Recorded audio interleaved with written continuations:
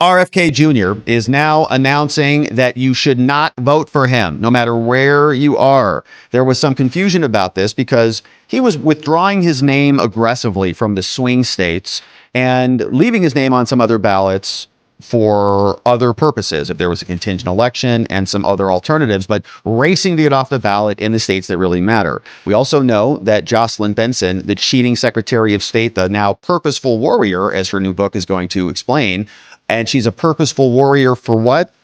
To rig elections? We'll have to read the book. But she has spent a lot of time waiving the presumption of validity for signatures, fighting to keep RFK out of the party when he was running as a Democrat, now fighting to keep him in on the ballots, even though he has formally withdrawn.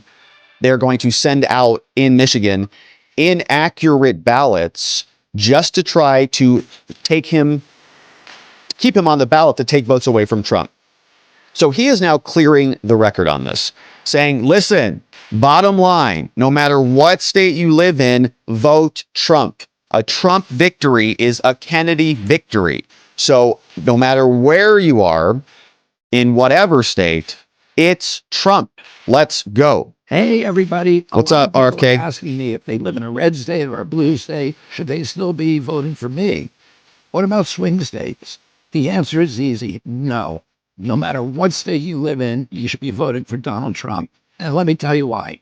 That's the only way that we can get me and everything I stand for into Washington, D.C. and fulfill the mission that motivated my campaign. Right now, free speech is under withering and relentless attack in America and across the globe. But at least we still have enough of it here, and you can watch this video. We can still run an opposition political campaign. In a lot of countries, you can't do that anymore because the state now controls the media. The state censors the internet.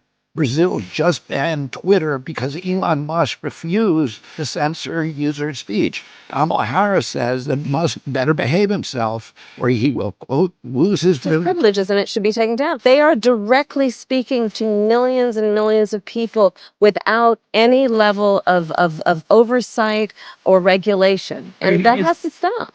She thinks, and the Democratic establishment thinks, that free speech is a privilege. And I know that it's a right. And if Kamala Harris is elected, the powers behind her will quash that. They're already halfway there. It will be too late by 2028. Once we're in the grips of totalitarianism, we're not going to be able to vote our way out of it. Nope. This is our last chance to stop them. After long conversations with President Trump and his team and his family, I know that he is fully convinced of this priority. He sees the censorship machine for what it is. Remember, he was kicked off Twitter back in 2021, and he has experienced directly how government agencies are being weaponized to destroy the government's political opponents. He's going to be relying on me to help clean up that corruption, and that's why I'm relying on my supporters like you to help him return to the White House, as this could be a very close election. A disputed election result would be a disaster for our divided nation. President Trump needs to win in a landslide, both in the Electoral College and in the popular vote. He can't do that unless my supporters join him. Look at the big picture. We have to unify. We have to overthrow the entrenched elites who are now ruining our country. So let's get Donald Trump elected on November 5th so that we can restore our Constitution, so that we can revive the middle class, so that we can rescue our democracy, end censorship and surveillance, unravel the war machine, protect children's health, and make America healthy again. Right on. RFK Jr. in the house. Now saying it's time to Maha now, make America healthy again now.org, and to vote for Trump. So I think a very nice video, and he's dead on the money on this. This is a big one, and we're glad to have Kennedy and co on board. Now, Rand Paul is also out saying that Kamala is just terrible, and her unrealized gains plan is going to be so destructive, she should immediately be disqualified, immediately. But Democrats love destroying America, so they can't wait to vote for her. But he's also saying that Trump, hopefully, is going to get to the bottom of what happened in Wuhan. No, I'm supportive of Donald Trump. I think there's no question that Donald Trump is better than Kamala Harris on this. And one is basically an argument for socialism. I think the idea of taxing unrealized gains is not only moronic, it's so destructive that it should be disqualified. She should be disqualified from any thoughtful person considering her the fact that they would consider taxing unrealized gains. Are we going to tax my house? Yeah. How am I going to pay taxes since my house is worth twice as much as it used to be worth? Where am I going to come with the money? It's just crazy. But the same would happen to stocks as well. But as far as my enthusiasm, I'm a deficit hawk. The Trump administration added $8 trillion. The Biden administration is going to add $8 trillion. This year, we're going to add another $2 trillion.